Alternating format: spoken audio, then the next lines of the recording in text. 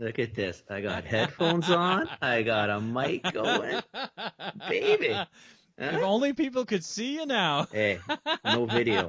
We've gone through this before. All right, No all right, video. all right. Welcome to This Commerce Life. This is a podcast aimed at small, medium entrepreneurs focused on commerce. I'm Phil, your host, and Kenny, your co-host, will join us as well. And we're going to talk to you about the world of retail and commerce and how things are changing in the world. Woohoo! Can you hear me?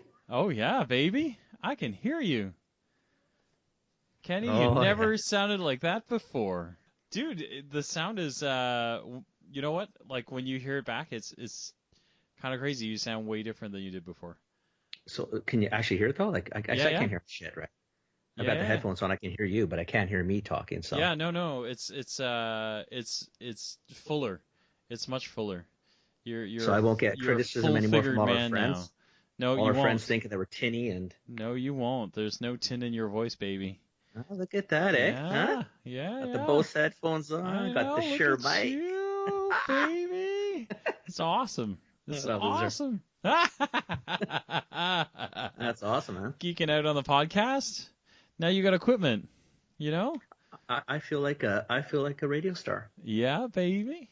Yeah, And I've got the baby. face for it, man. Yeah, I got the face for radio. You and me both.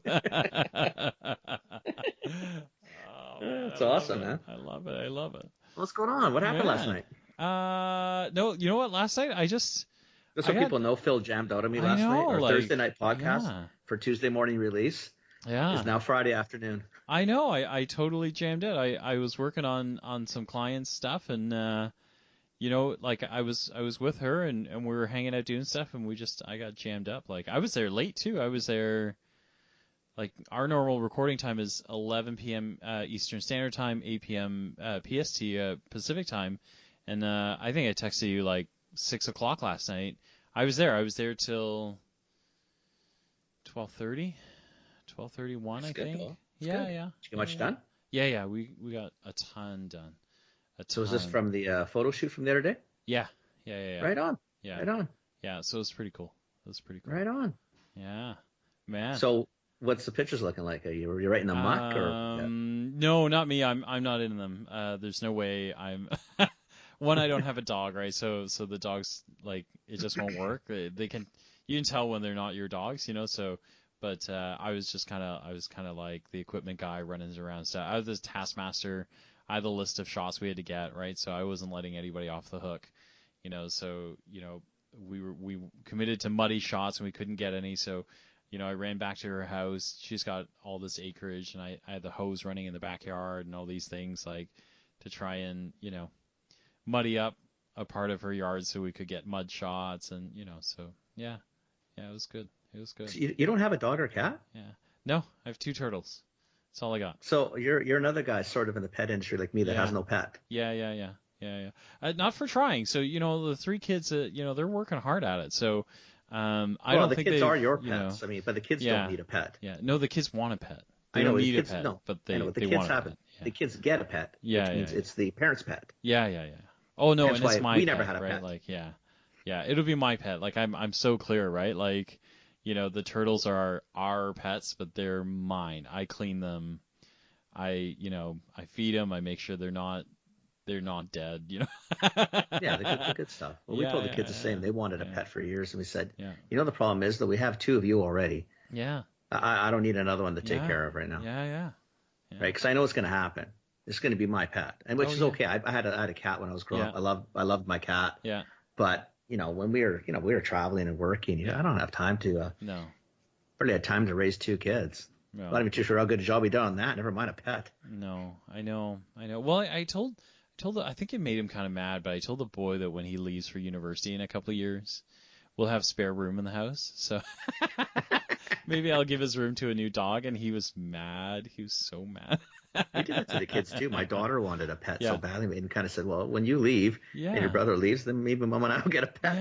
Well, can you get it then? I said, because then I don't have to take care of 3 of you. It's only 1. I know. I can afford it then too, because you're all gone, right? Like, exactly. Well, not that ever changes, but whatever. I know, right? Wait. What do you mean they don't get financially independent? They're gonna count on me for a long time? I don't know. Why not? I'm hoping you say almost right away. If we go with my mom and dad, I like them to pay still. My wife might give me shit for that, but I like getting compliments in a while. What the hell? Why not? I like it. I know. That's why you have mummies and daddies. I know. It is the best. Man, what's going on with you? What's new?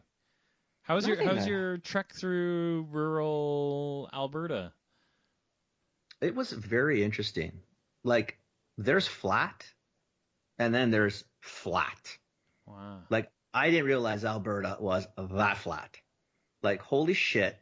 Like, we were in the south. So we were all over, right? So we started in Edmonton, ended up down toward Medicine Hat, Bow Island. Okay. And then way over toward Cardston or something like that. I think it's close to the U.S.-Canadian border. Yeah. Then we were all the way back up toward Cold Lake and Lac La Biche and Athabasca. So we covered 3,200 kilometers. But that's I'm down in the south. Holy shit, man. It's flat.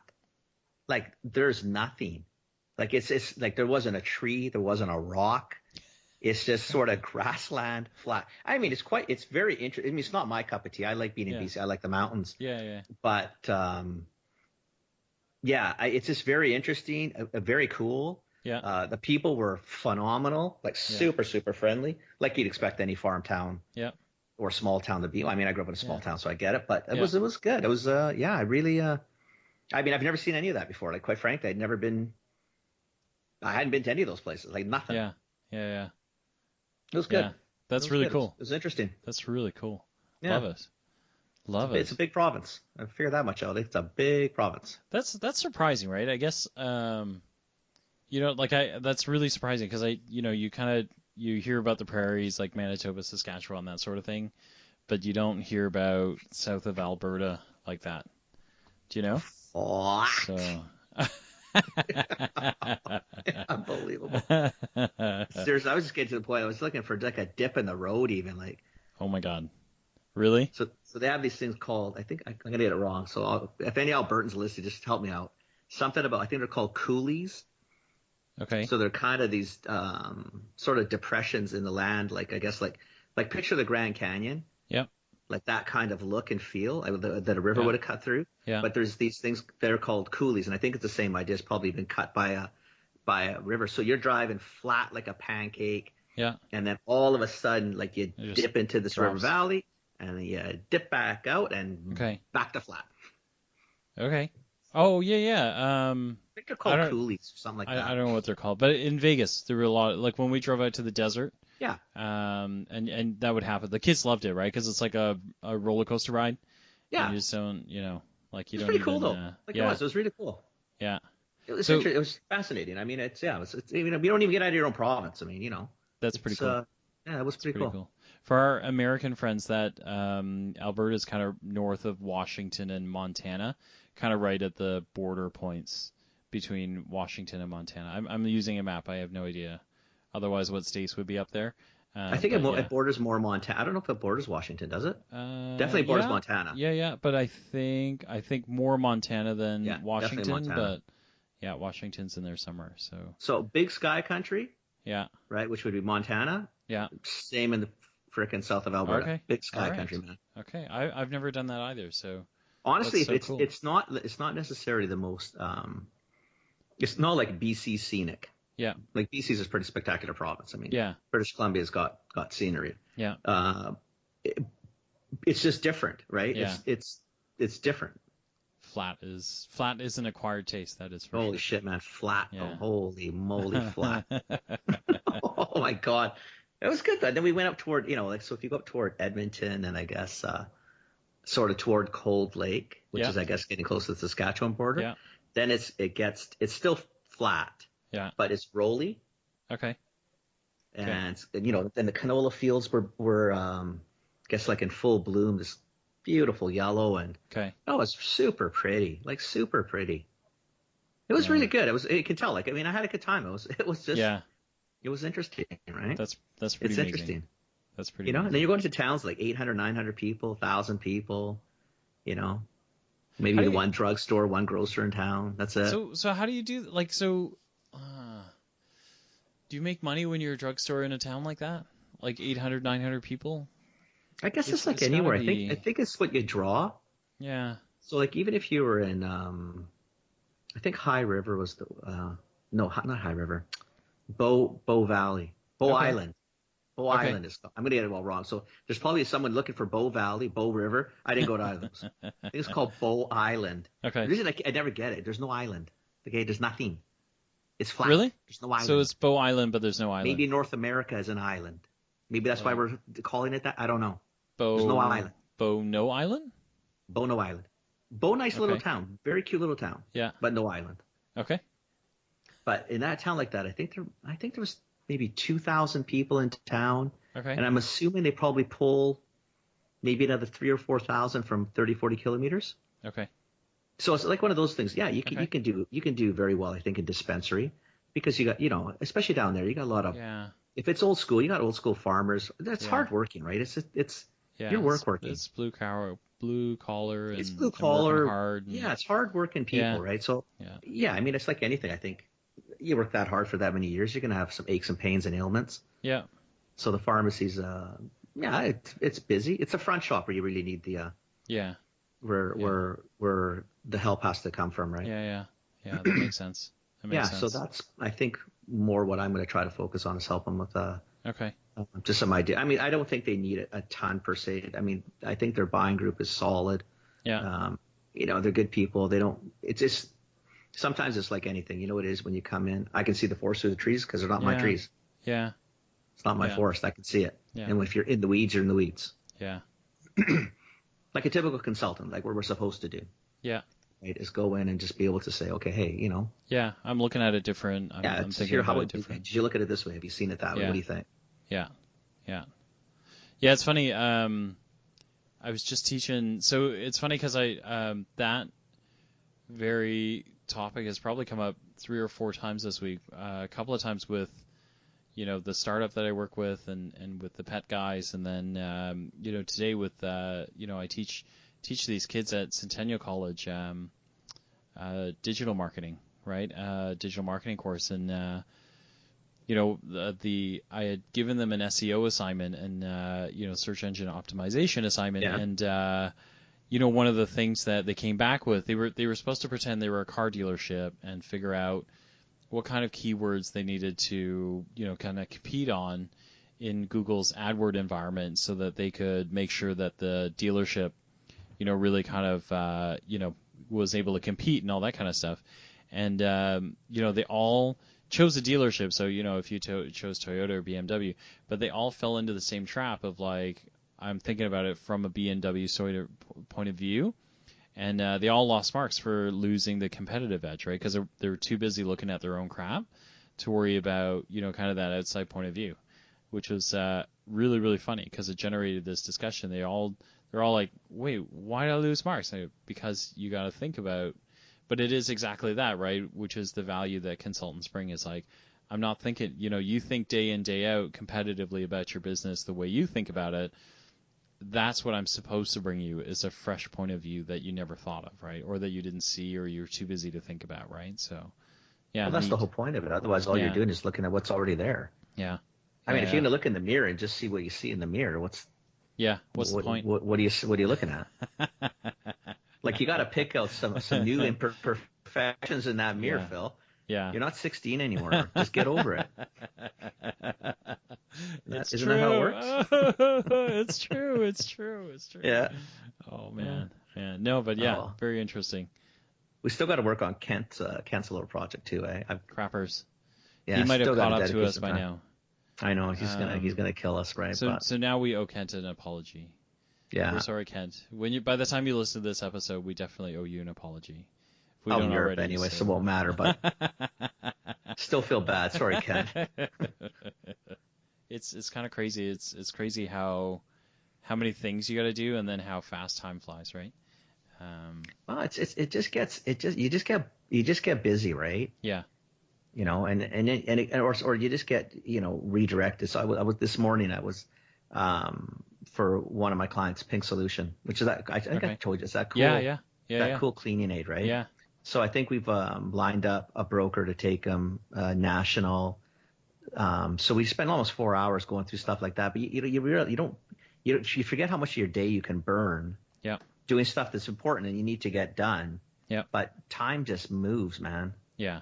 Like just moves. Yeah. Right? Yeah. So sorry, Kent, man. It's just that's what it is. It's just I keep losing these massive blocks of time. Yeah. And I just can't seem to catch up. It's yeah.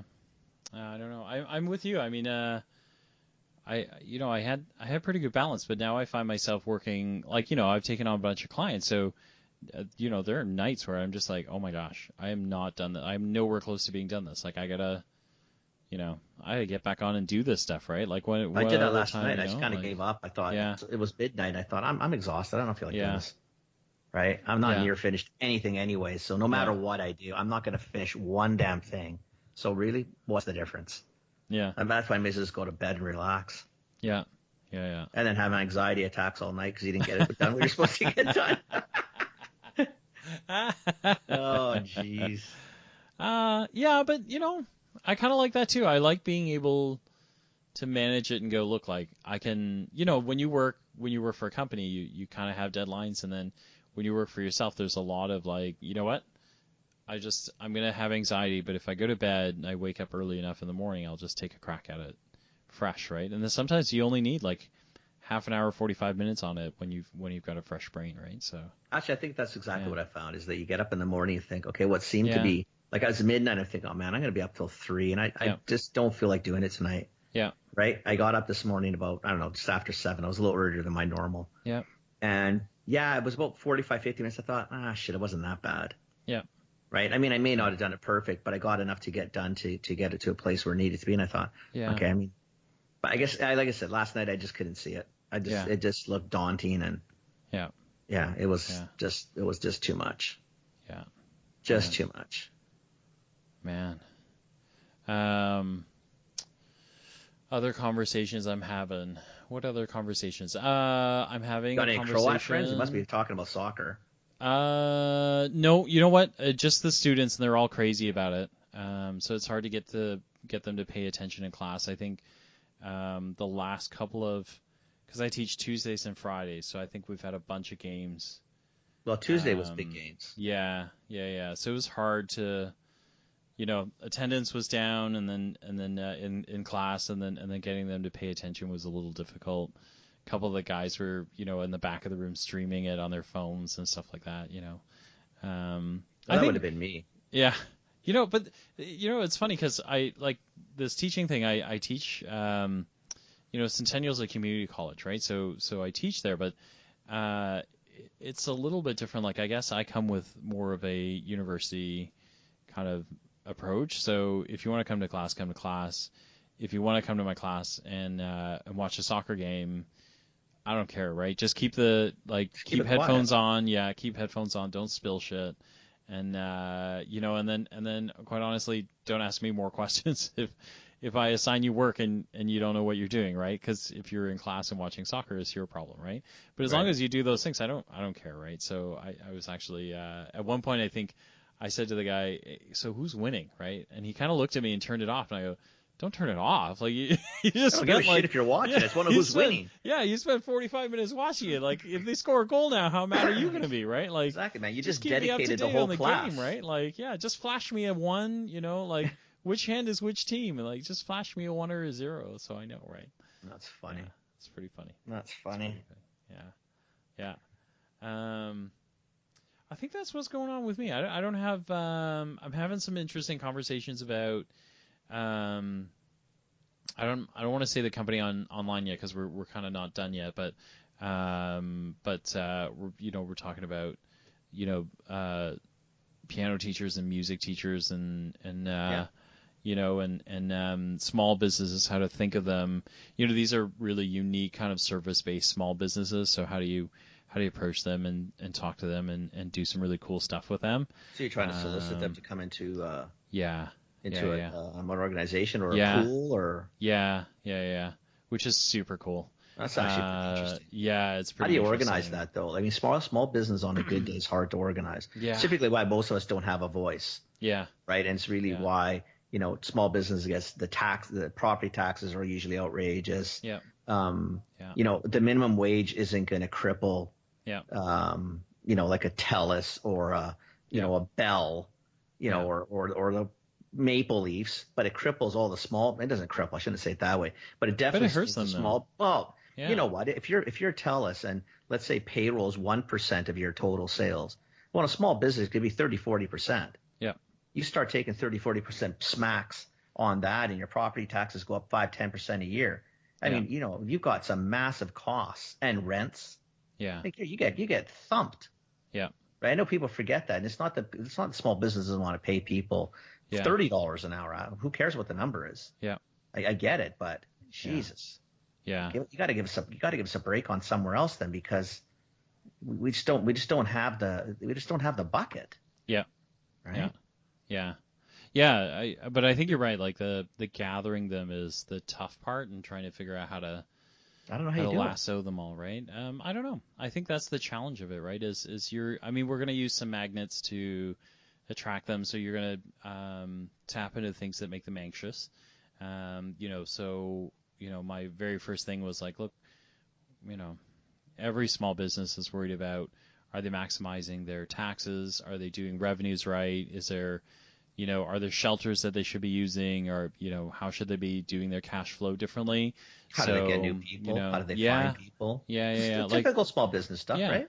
Yeah. So I think all of those play into anxieties that you can tap into, that'll make people, carve out a time of day for them to show up and, find out if you got something worthwhile to say, right? So I think you start there, and then try and adapt to, your user group, and try and figure out how to keep them engaged with you, right? I think if you can prove that you're a reliable way for them to learn more about driving an income, a steady income, I think I think that really becomes a seller for them, right? So they understand how to, because it'll help them. It'll help them make more money, and then that'll make them happier. So it's tough though, right? It's especially if you're trying to sign people up into whether it's a larger database or larger pool. Yeah. You got to give them sort of a compelling reason to totally to do all that, right? Yeah. And it's going to be tough for them to see it, because they're just not used to looking for that, right? It's not. Yeah. I mean, assuming most of their business comes from referrals, it's brother, sister, brother. Yeah. If they live long enough, then it's those kids. It's kids. Yeah. Yeah. And then how do you keep that, like, so how much of a neighborhood can you get, right? So is there a brother's friend or a sister's friend, and and so on and so forth, right? So definitely. And what's the neighborhood? Is the neighborhood like old school neighborhood, 3 blocks from the house, or is the neighborhood now 50 blocks from the house? Yeah. All of those things, right? Yeah. That sounds like a cool project. Yeah, it's pretty neat. It's pretty interesting. So I'm hoping we're kind of in the discussion stage. So I'm hoping we get past that and right into it, because I'm kind of, this one makes the digital marketer in me kind of all anxious and excited, because it's an interesting one to do. So yeah. I have a really neat business tool for entrepreneurs and people who don't have set offices. I don't know. I think right now it's a startup, so it may. Just looking on the site is to see if I can figure it out. But I think maybe it's Toronto. Maybe it's Toronto only. You know what? It's the center of the universe only. So maybe it's a Toronto thing. So what is the it? The concept's really cool. It's called Flexday. So Flexday. So flexday.com. Locations in Toronto. Yeah, and so what it is it's really just a virtual. It's not a virtual. They're real life offices or workspaces that you can use. It costs you $49 a month, and they use restaurants in the area during the day. So when restaurants are closed. I like that. Right? And it's very smart. So it's kind of this so the one that I know, Marben, is a kind of a pretty upscale restaurant here in Toronto. It doesn't open during the day, but so basically they rented from Marben, and then they run this, so you can check in on your phone, and then when you check in on your phone and you show up, they basically have space allocated for you ready. There's water and coffee available and free Wi-Fi that Flexday sets up. So you wouldn't be riding like Marvin's. You would be riding Flexday. So it's kind of legitimate Wi-Fi, not kind of that guest crap. And so you kind of like, you can stay, I think you can stay all day. And then you can add, so you can add people, so you and a guest can go. And so, like, for me, when I go into Toronto, I try and book as many appointments as I can, right? But sometimes that means hopping from coffee shop to coffee shop. And by the end of the day, I've had like 8 coffees, right? So, but this allows me to be able to plunk down in like Marvin or one of these places and say, hey, come to me. I'm in this spot, right? And then I can work in between and kind of never, lose a beat. Which is super cool. Yeah. I was reading this. This actually sounds cool. So they're telling us one like in New York that offer it's spacious at $95 monthly, $9.99 annually. And this guy in Toronto says he might be, he's thinking of hiring maybe a barista to come in. Yeah. This is what they're doing with my coffee bar anyway. Yeah. Except I'm open. Yeah. Yeah. Oh, yeah, I think nifty, I think they can do. I think they do open spaces as well, but I don't know. Like I think they have rules around, exactly how much you're allowed to solicit people that come in, like Flexday people. So if you're the restaurant, but I think it's super cool because I just think this is a neat way to one, give entrepreneurs the chance to be able to plunk down somewhere and like have meetings, do work. Outside of, hiding in their basement. It's nice. There's people around. The washrooms are there. Yeah. I've got, because one of my partners in the coffee bar has 2 restaurants, right? Oh, yeah. And it's funny. I had to drop some stuff at the coffee bar this afternoon. Yeah. And I'm walking by their place and it's closed because it's not dinner time. Yeah. And I guess they don't do a lunch sitting. They don't do lunch. Yeah. But that's neat, right? It's a lot of real now estate he can make some money out of it. Yeah. Yeah. The only other people I've seen it done. So when I did some lecturing for Ryerson, Ryerson's a local university in Toronto. Yeah. They have movie theaters right outside of their campus, and so they started renting out the movie theater space. Because it's brilliant for lectures, right? Like, the kids go in there. It's suited for 200-300 kids at a time. Right? Like there's no mess that you can make as a student, and then there's like a natural stage for the speaker to stand on, right? So it's kind of cool. And so this one, I met some of these guys and they were telling me about this and I looked them up. I thought they were super cool. So yeah, very interesting. I'm kind of liking that idea. I think there's definitely a moneymaker in that one, because I think, you got a small restaurant. Every table of 4 is one person. Yeah. You could probably have 10, 15 people. Yeah. Taking up that. I mean, it's not that bad. No, and what I'm curious about is, like I think one of the things with restaurants is you just can't get, people decide based on the name, they based on the location, and so if you're not a great notable name or you're not in a great location, you lose out on a lot of business that you could never compete with in the first place. Hence why they're closed. Yeah, and so what I really love about this is, this puts somebody in your restaurant. So if I'm going to the restaurant, like I went to the Marvin and went, wow, like I like this place, right? And so when I saw Marvin on their list, I'm like, wow, I might just go out work out of there for the day because I can, right? Because Marvin would be freaking awesome to work out of. So, I'm curious to see if they are able to show that, like return footfall, like so someone who works out of your friend's, empty restaurant during the day might go, what, this place is pretty great. Like I think I'm going to come back and check it out at nighttime. I'm just trying to figure out how if there's enough money in it. Yeah. So what is the Marvin? What do they charge for this Marvin? $49. No, it's $49 for the month, and then you can pick any location you want. Okay, so they're multiple. Yeah. $50 a month though, like you gotta do a lot of. You gotta have a lot of restaurants on the go, right? Because. Yeah. Because I'm assuming you're gonna have to cut the restaurant in too, because it's their space and at least they're making something. But You don't want to put 100 people into a restaurant working. Yeah. It's going to be a shit show. I mean, you may as well just go in the evening then. Yeah. Right. So well, unless that data point is right. So if you can prove that you can return footfall to the restaurant, now you've got something to negotiate with, right? So if I can show that, you know what, I brought you, I don't know, like your friend's restaurant. So if you've got like 40 seats and I brought you, 20, 25 guys or 10 or 12 a day, and like out of those 10 or 12, 6 or 7 of them are coming back to your restaurant at some point, that's worth. That part is totally worth it, but it's how do you measure that? Yeah. Because all you're going to have is you're going to have maybe 50 people at $50 is $2,500 bucks, on the month. Yeah. And if you give the restaurant, let's say half back, I mean, you're not. No, you're not making much now. You're really not making too much, and you still have to make sure this goes well. And I'm assuming if there's problems, you're going to get all the phone calls. Yep.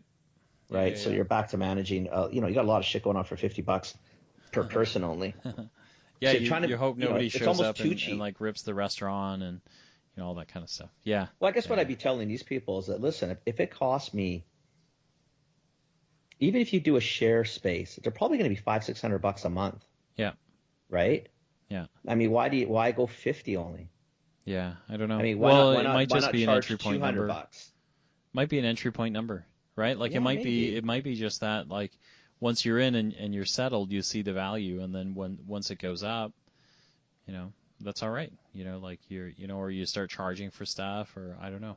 Yeah, but you know what it's like. You and I are the same. You know what? I don't want to start at 50 and get nickeled and dimed. Yep. To 175. I'd rather be charged $200 up front and leave me alone.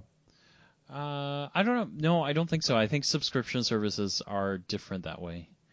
I think subscription. If you prove your value, I'll stay. But if you can't, but at those prices, of course you will. At $50 a month, why would you go anywhere else? Yeah, but you can't even stay home for $50 a month. I think that's what you want, though, right? I think you want someone to say that, right? So that once you do prove the value and you come back at $120, $130, they're still going to go, yeah, that's still okay. Like that is still. Okay, so if you're saying if you do it truly as an introductory, first month only $50. Going forward it's $125, $150 a month, which is still super reasonable. Yeah. It's $4. What is that? If there's 20 work days in a month, even at 150. Yeah. Holy Phil, what's the math on that? All right, that's the end of this Commerce Life. We'll be back soon with the next episode. Thank you for joining us. We hope you enjoyed it. Give us feedback. Tell us what you think. Subscribe, like us, join us, share us, tell your friends about us. And we hope to see you next time with more commerce news.